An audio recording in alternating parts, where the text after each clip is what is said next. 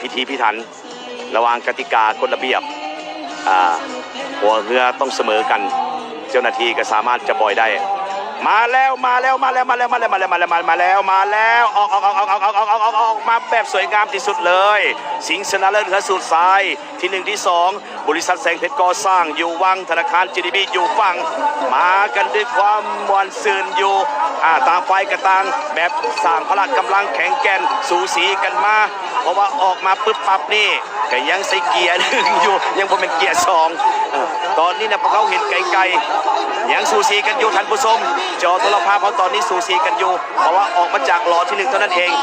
ผ่านหลอที่2เข้ามาแล้วผ่านหลอที่2เข้ามาแล้วมีความแตกต่างหรือบ่ยังบ่แตกต่างยังสูสีกันอยู่พละกำลังแข็งแกร่งเสมอกันบ่ยอมหนี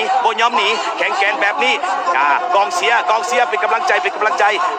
ห้แก่บริษัทแสงเพชรก่อสร้างอยู่วังหรือว่าธนาคาร GDB อยู่ฝั่งเอาแล้วหลอที่3แตกต่างแล้วแสงเพชรก่อสร้างอยู่วังกำลังจะหนีธนาคาร GDB อยู่ฝั่งหนีได้หรือบ่ธนาคาร GDB อยู่ฝั่งนำตลอดมานำกันดีๆอย่าสู้หนีสู้ซีกันไปให้กองเสียพวกเขาเอาบ่ยอมบริษัทแสงเพชรก่อสร้างอยู่วังหนีแล้ว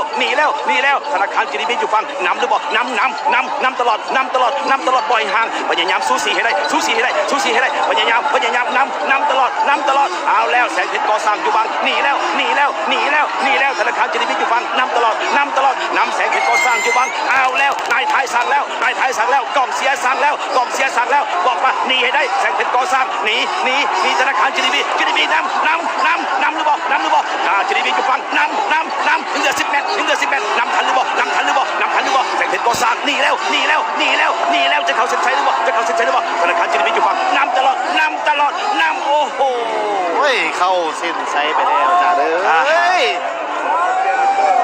ดูเดือดขนาดเลยแมนแล้ว10 เมตรเท่านั้นเอง GDB อยู่ฝั่งพยายามนำแสงเพชรก่อสร้างอยู่ฝั่งติดเลย